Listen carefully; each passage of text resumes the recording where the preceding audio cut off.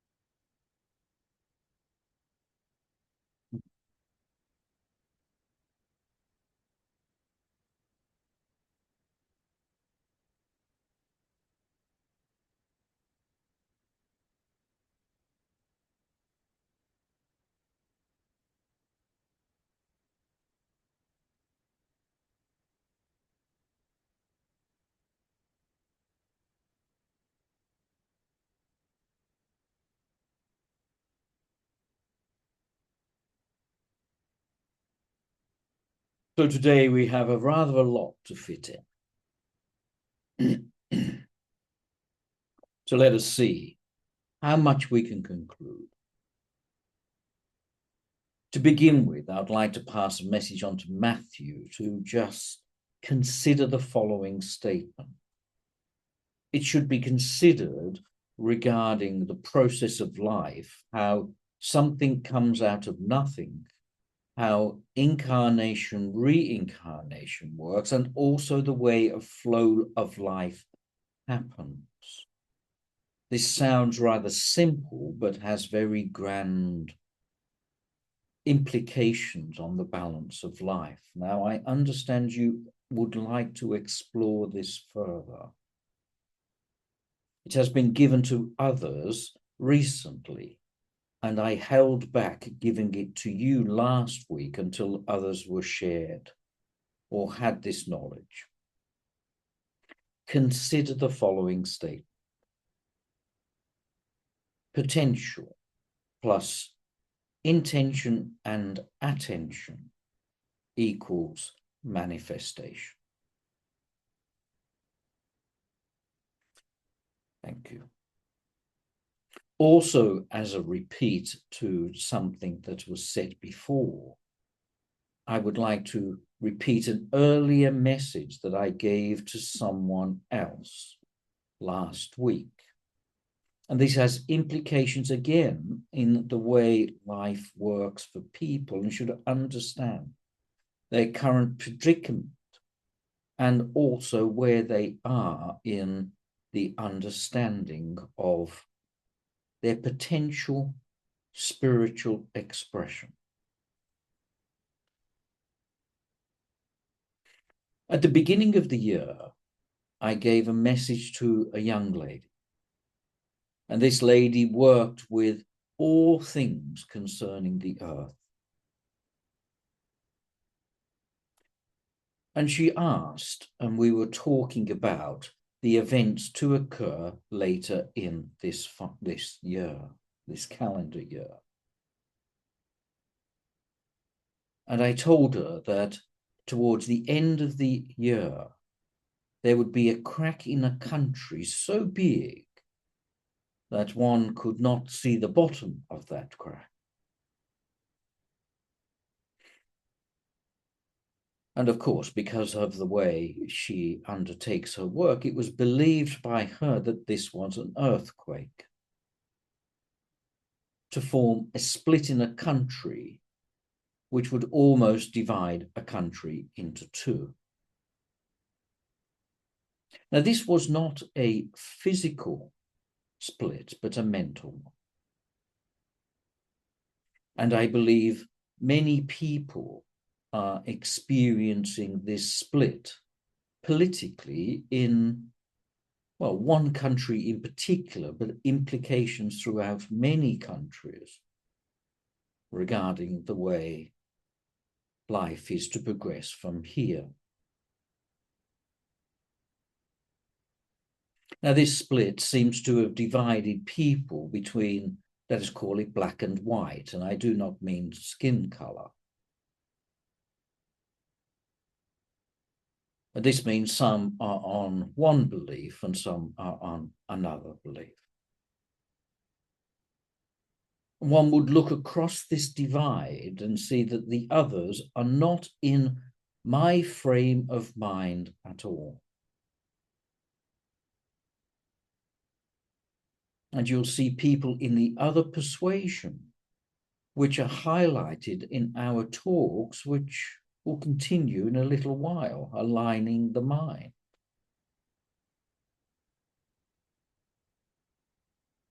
But when one faces great adversity, and one is at the very pointy end of a difference between people or between minds, it can be very difficult to turn one's head away as one becomes very emotionally, sometimes physically, involved in standing up for what they believe.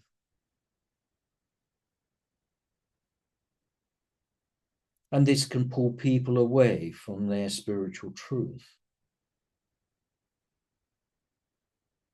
Spiritual truth does not depend upon the mind, as this is beyond the mind. And if one falls down in their vibration, they may see two minds and two egos arguing across a great cavern.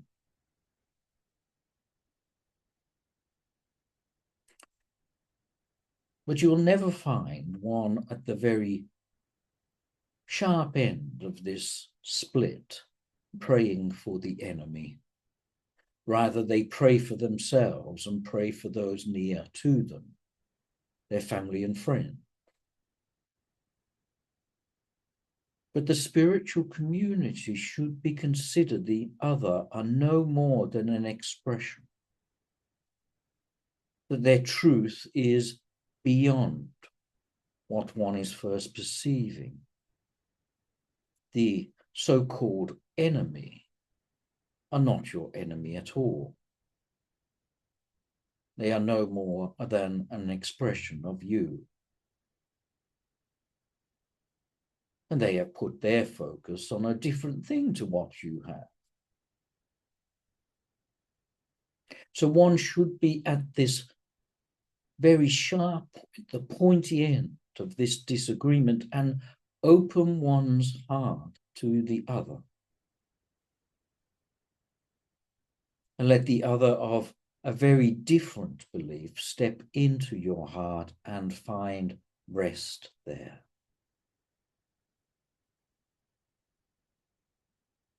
The finding of rest in your heart will find rest in your own heart. And love, which is more important than belief, will join each person together again. One either sees one side as being red and one side as being blue, or one sees that there is a commonality of white. The commonality of a spiritual truth, a spiritual essence, truth beyond body and mind. That is what is important. And if you lose sight of that, then there is only red and blue, black and white. And which side you're on is no more than an opinion. But if you are in spiritual understanding and following a spiritual path, your truth is white. And one should build a bridge across this cavern and call to the other at the halfway point and say, meet me here. Let us come together and be together. We may disagree on one part, but in essence, we are the same. We are the truth. We are the light.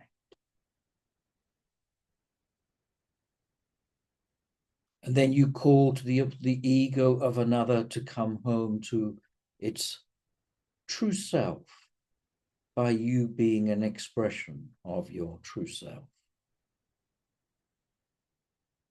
And you should be there for all that want to sit in your heart. And even if you disagree, that is only mind. Never remove another from your heart.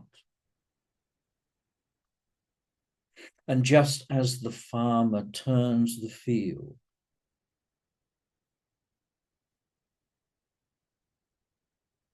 and makes a furrow so that seeds may be planted in that furrow and covers it over once more, so the crack in the earth can germinate a seed. And the seed may begin to flourish and come towards the light that you are shining if you are true. But that seed must have the light of your spiritual essence. If it sits in darkness, it will not grow. So the opportunity now is not just a bridge between two worlds, but to grow a new way, a new order, a new possibility. For you to be the light that springs forth new growth, the new growth of spiritual truth beyond egos and minds, and those limited by persuasion according to their own belief.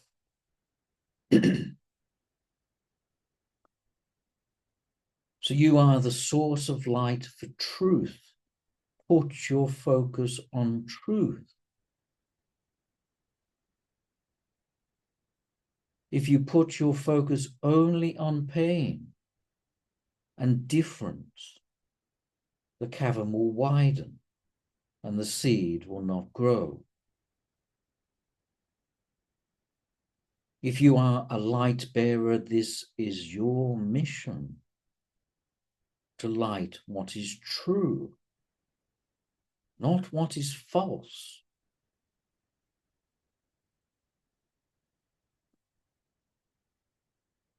Now, this seems like it's a crack in just one country, but many, many countries are facing it in their own way. Some political, some cultural, some sexual. Some are not ready yet.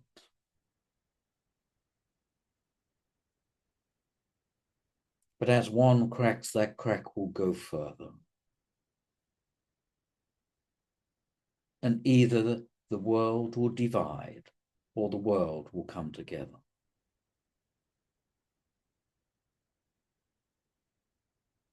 You know what I am talking about. Those who work with light hold your truth and shine it towards those who need your light. You but need to be at the halfway point and shine, not firm on your ground, but willing to show others the truth. All practices point to this opportunity.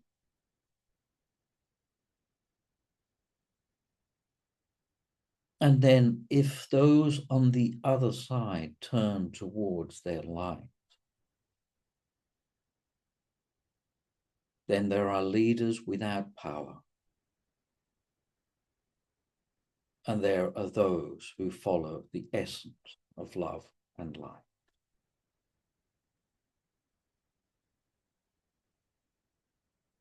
So be your truth and reflect your honesty. That is more important.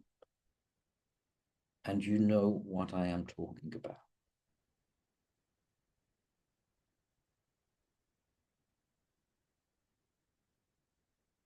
So it is time now for the healing list of names. May I have those, please?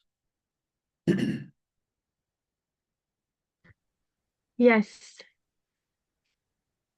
Ross, Amanda, Alex,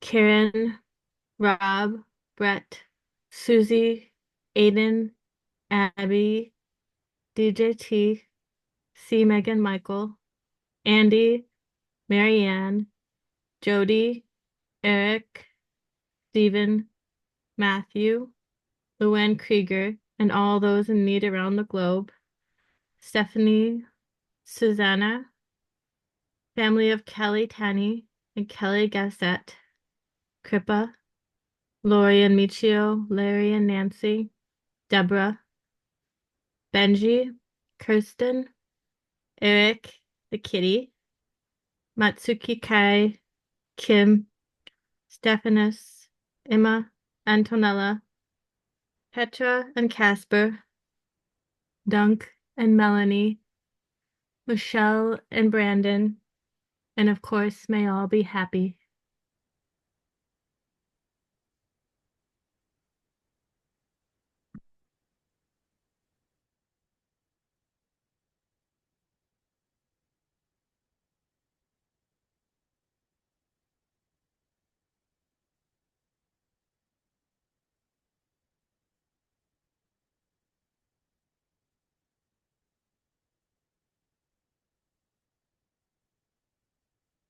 So we will now continue our series of talks regarding aligning the mind. And I must emphasize again just the truth, and that is the consciousness, the light, the love that is sent to all beings is the same for all. How much light and love one perceives in another is dependent on their thickness of mind and ego. In our first talk, we said there are those which are honoring and worshipping the body, and they focus on the needs of the body, and consciousness goes towards all of those needs and the sense of self.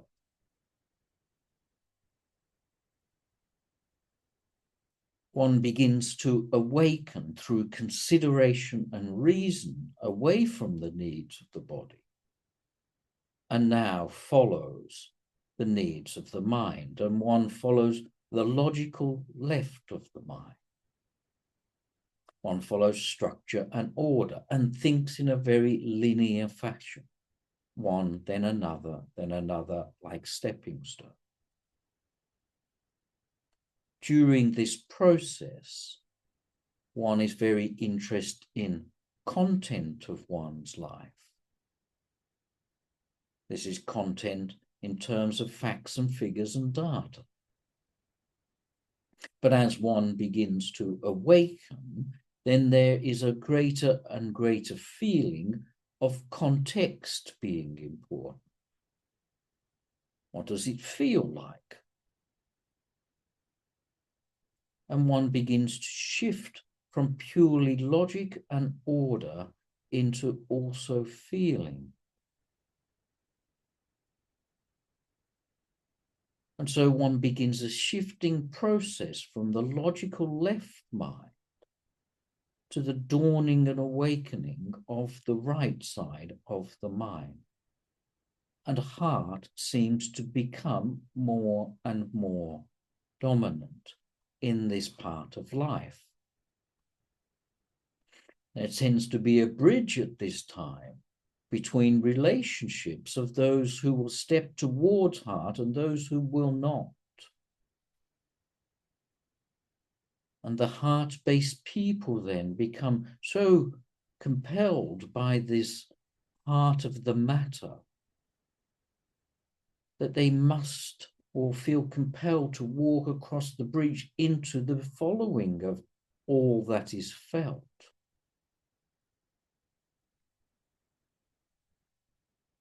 So this three-step process so far should not be looked as an external journey, but an internal.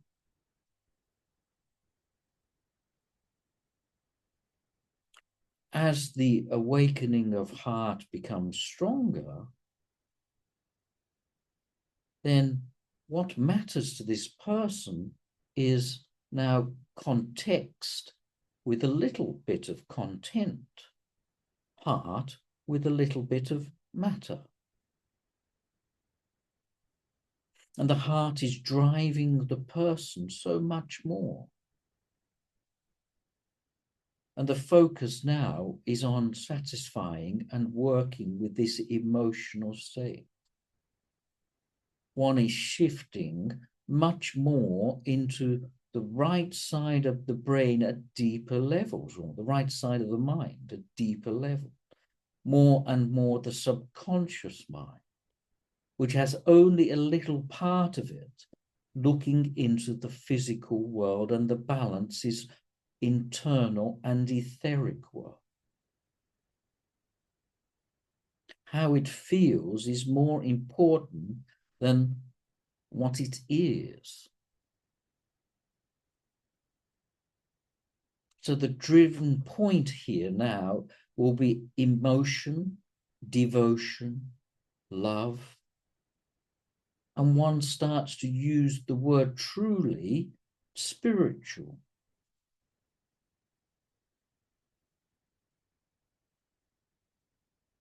And one starts to become more selfless. And I mean selfless with a little s. As one is driven towards this path of opening one's heart more each day. Head people will find it very difficult to understand heart people. And heart people would find head people very limiting,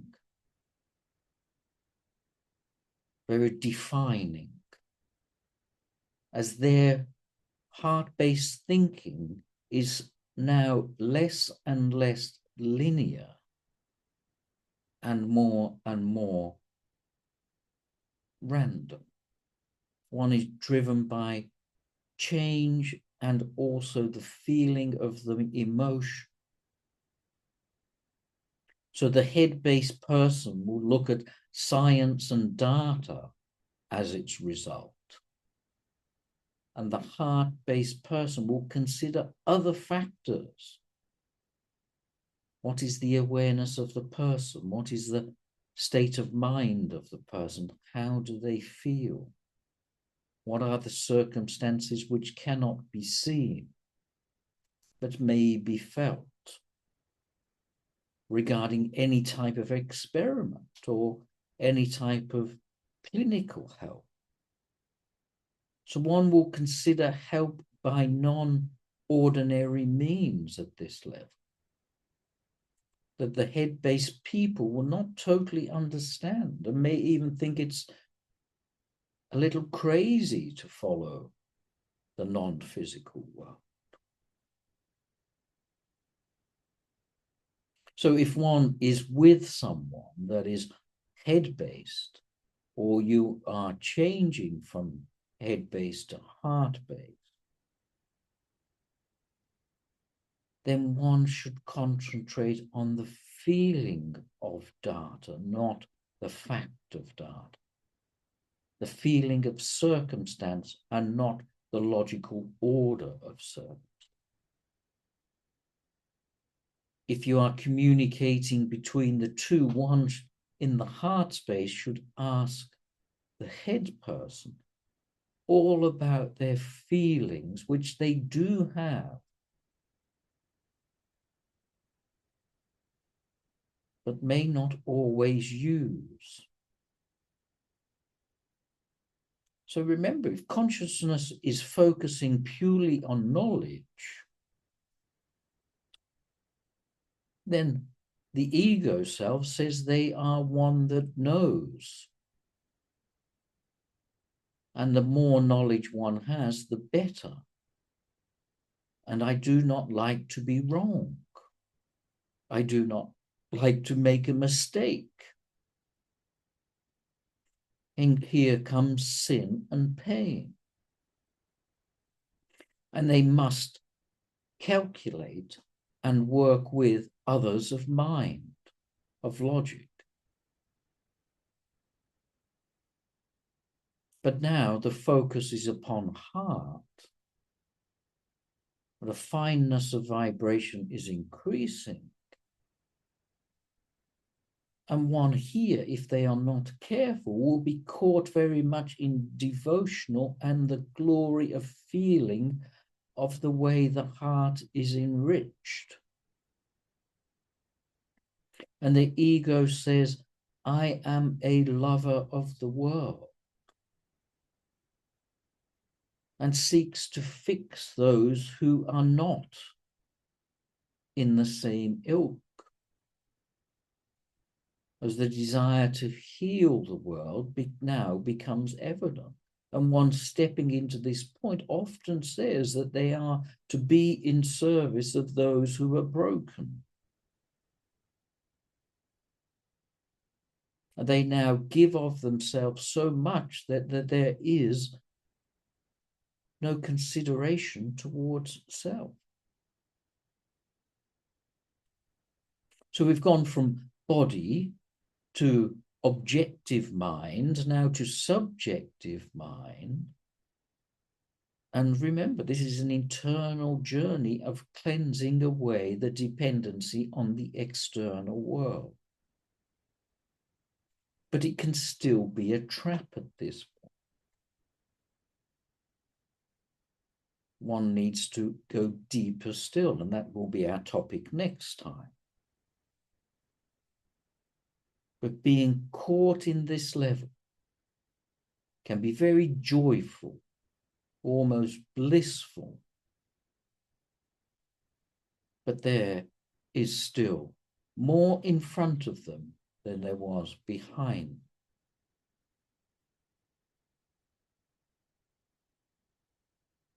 So one needs to fall fully into the ecstasy of the experience,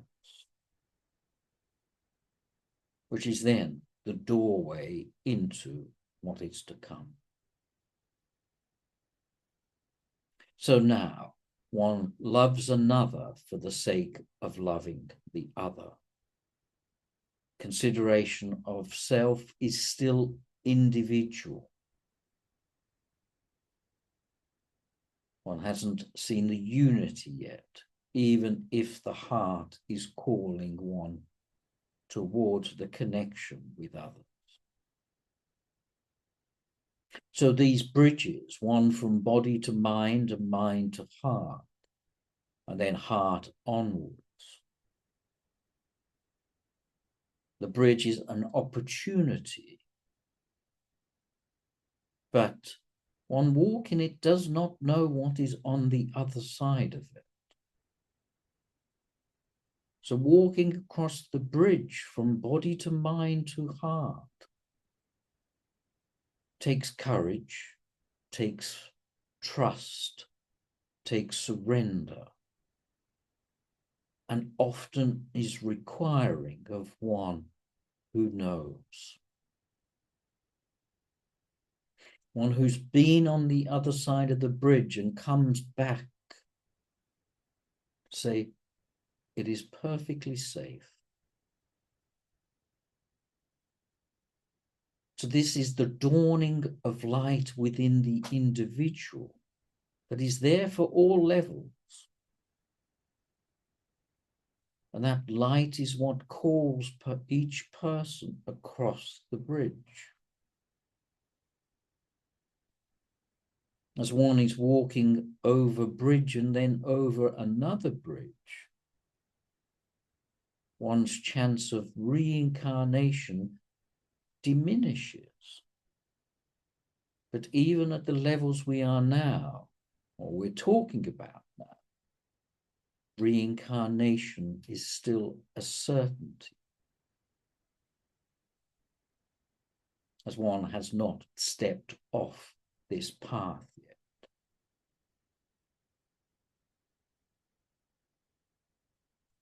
So the looking, the searching, the desiring of this bridge must be done internally, but first with external guidance, until the light of love provides the guidance. But one still will need a nudge and a push at this stage. And then you get nearer to stepping off the wheel of incarnation. Now, you may, during your day, during your week, or your lifetime, act in all of these possibilities, no matter your level. But it becomes less and less likely you descend into the depth. But occasionally you will spiritually evolve and seek the needs of body and the physical world. Occasionally, you may be spiritually evolved, but need to follow a path of logic for a while. To plan, to order, to coordinate.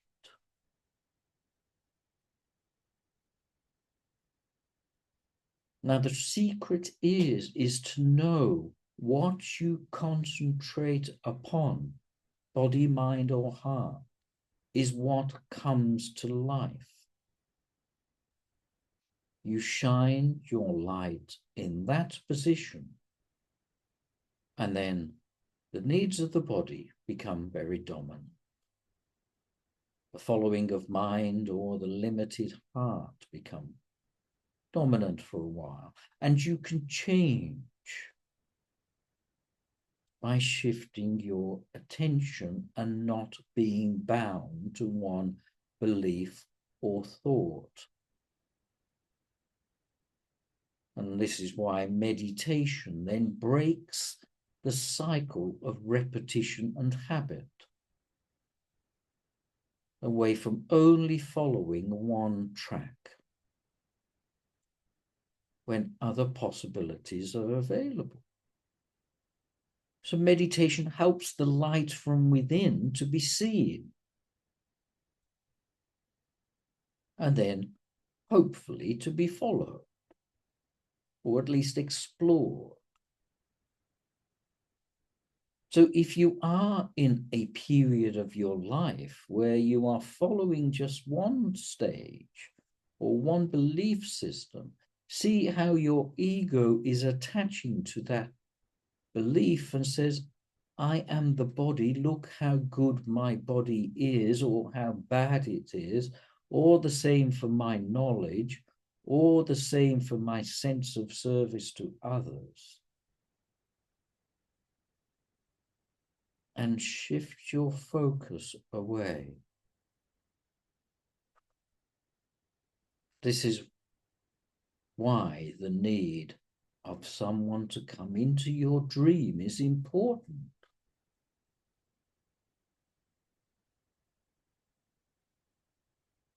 When your alignment of mind gets nearer towards the truth, the more one understands that the light you shine, that is what comes to life. So put your focus and your attention on the mantra.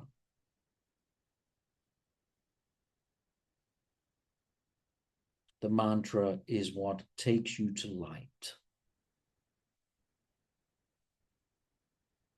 gives you focus and concentration, and shifts your sense of self.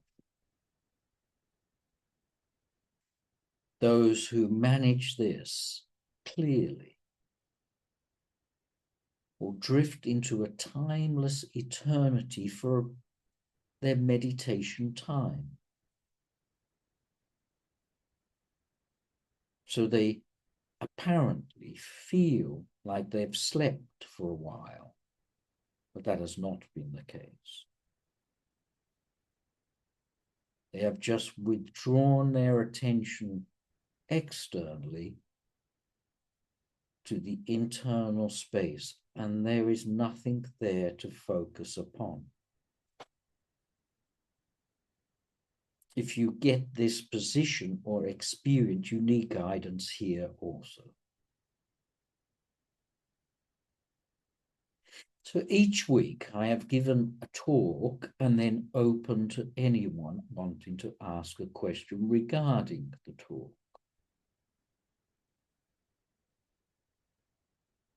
So if you need a little assistance, I am willing to answer questions at this time. Would somebody like clarification or help? Ignatius, we have a question from Matthew. Hi, Ignatius. Good morning.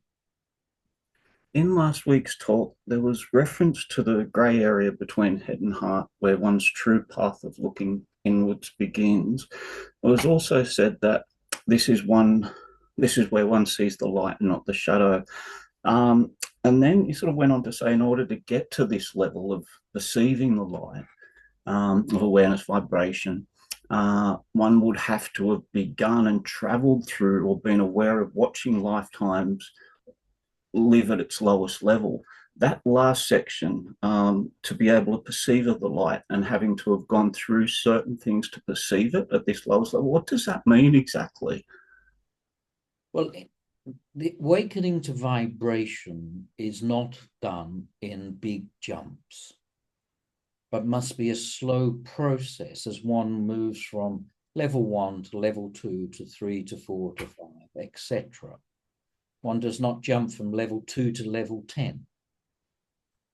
There are awakening times when one may get a brief perception, let us say at level 1 of level 10, but they must be a glimpse. But the whole of the human condition must be a slow awakening, as if it is too much too quickly, the amount of energy for the person can become quite shocking. So this happens in Kundalini awakenings and states of ecstasy if one jumps quite quickly, or the barrier between the two realms, or between level 2 and 4, or whatever the numbers are, drops rather intently and quickly. They jump into this new level, and this can take them into a non-understanding. So it is far better that one awakens slowly over a period of time. Now, this may take many years or even lifetimes. And in fact, all lifetimes have led to wherever the person is. And the awakening then must be done by one looking at each side of, let us say, the rock or the boulder before one is willing to lift it. So if you did come across in your physical world an obstruction of some kind, let us say a tree across the road, well, one would get out of the car and examine the tree first. And when the examining is done, one would say, well, this is what needs to be done, this bit here, that bit there, and then we can remove the obstacle. One does not just drive or attempt to drive straight through it. So then in the slow removal through at least some analysis, then the obstacle is removed safely and easily, and one feels ready for what is on the other side of the obstacle. So the obstacle first looks like it's in the way of growth, but it is part of the growth because one must understand it. So this is why the Earth School is a school. So you come across your obstacles or beliefs in life and you look at them. And you may explore them, and you may need to come back another lifetime to observe the opposite or a different point of view. And once it's understood, it is no longer required, and then one drives on through and takes the next level of understanding. But when one is driving the road and a tree is in the way, one can see the road on the other side and knows that's the way I must go and must make a decision, and the decision of removal. So you could say that the road that is visible on the other side is the light, is the path that calls them on. Now, the analogy is quite loose, of course, it's not perfect, but it does say that there is a compulsion to go forward. And the first thing one does is not turn around and go back, but stops, has a look, inspects, decides. But the compulsion forward is strong. So for those achieving the deeper states of understanding, one wants more trees on the road. Think of it this way. The person at this level is so captivated by the expression of light, they want to remove all obstacles in the way to that expression of light, or love, or spirit, or creator, whatever words that is appropriate. So here the person craves, does not avoid, but relishes dealing with one's karma, one's obstacles, one's false beliefs, and desires to express them so one can get nearer and nearer to the white light, if you would like, and let the white light out. Also, now think of it another way. Which side do you sit on? Well, you sit on the spirit side. And the spirit side is trying to push into the world. And these trees on the road are in the way to the expression of light into the world, of light into the dark. So they must be removed. So the more one sits in the light, spirit, the pushing of the door outwards into the physical world becomes more of a priority, yet there are rocks holding back the door. Now, again, think of my first words. Consciousness and light is the same for all levels. Just the strength of the block, the veil, the ego, the mind, the belief systems inhibits the expression of light into the world.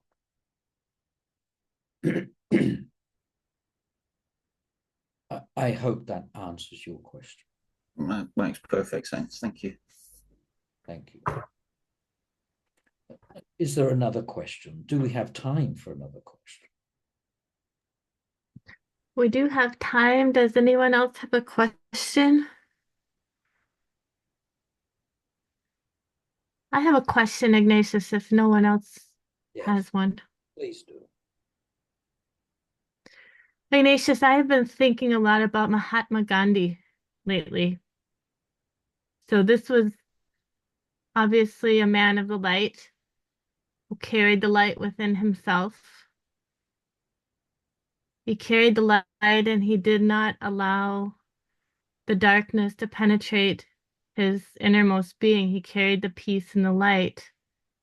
But he also was a fighter for what was right in the most peaceful way.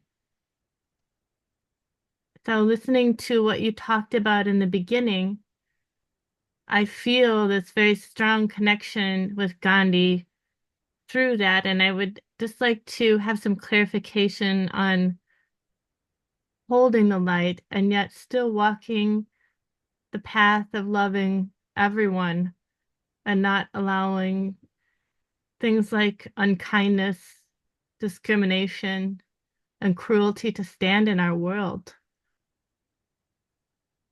If we answer this question in relation to our talks today, then the first half of the talks regarding the cracking the earth is also a description or similar to what the life of Mahatma Gandhi was all about. That he saw division and walked with peace and did not accept any ego or control to inhibit that expression.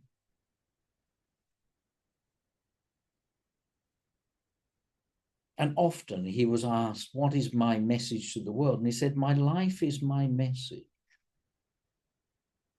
In other words, be the light. be the light in truth. So if one, again, going back to our aligning with mind, if one then becomes understanding of the internal light, then the external world does not matter. But one must lead forward with the light and walk with it and shine it in the face of the darkness. Or, if you prefer, build a bridge across the cavern and ask the others to meet you halfway. But if the others do not meet you halfway, what would Gandhi do? Would he turn around and go back and say, well, we failed this time? Well, he would not. He would take the light to the darkness and cross the bridge and say the expression of light is what's important. In this case, you would allow the light to do the work. One would not become evangelical and say, come follow me. One would just shine the light. Let the light be known, and the light will do the work. The light will shine into the darkness, and those desiring of it will walk towards it. Remember, first find spirit, let spirit do the work. Find the light, just be the light. Do not need to do anything else. So one should hold and honor the light, regardless of arrows and spears fired in your direction. What can hurt you? Is this not the relationship and battle of Arjuna and Krishna? And one should walk with the light and know that this is just a play. But let the light do the work. The compulsion will take care of itself. And if one is truly of the light and becomes loving awareness, then what needs to be done? So this is the trap of the heart-based person, thinking everything is love and I must convert the world. I must heal the world. And that's why the path of bhakti is not the end. The path of devotion is not the end. It was also explained another way. One would, in a healing modality, open the door to healing energy, let it flow through. And then the one who thinks they're a healer must then manipulate, control, move hands, give expressions, etc. But that is the ego attaching to the energy, forming an identity called healer. No such thing. That is the illusion. So the one of devotion feels like they must take the healing energy, the light, into the world and go around and bless everybody with it.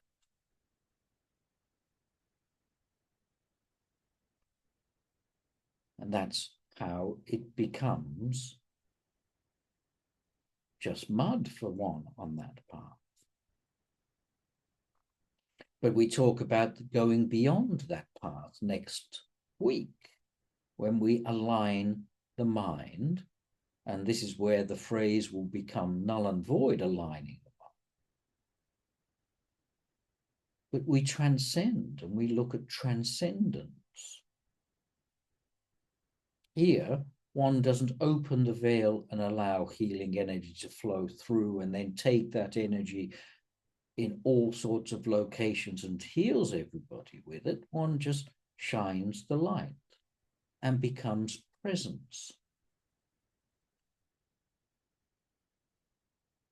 and just present the situation. So one will just walk forward and shines it.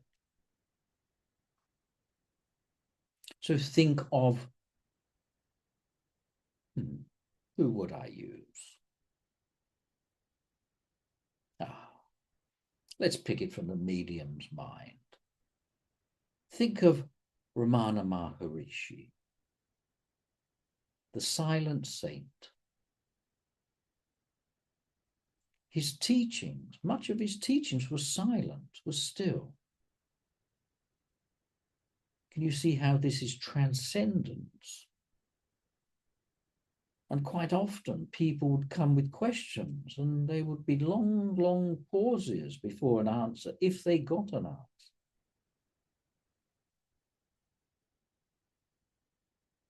There is no question that cannot be answered by stillness and silence.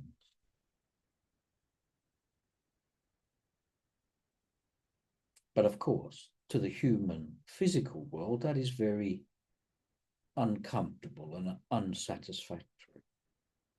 As one gets deeper into the practice, then one knows loving awareness is the truth. The battle of the ego is at the lower level. Remember, everything comes from stillness, from silence, and everything will return to stillness and silence.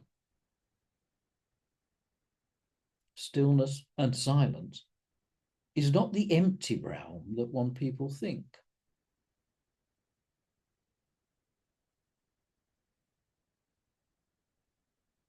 So why put a structure to the diamond? Why not let light do the work? Walk across the bridge to the halfway point and let your light shine. If you need to, walk to the other side of the bridge and let your light shine. Those who are ready to see the light will come to you. Those who are not will turn their eyes from it.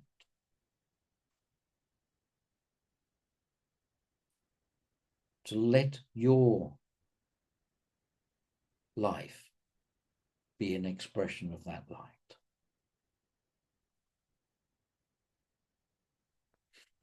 I trust you understand. I do, Ignatius. Thank you.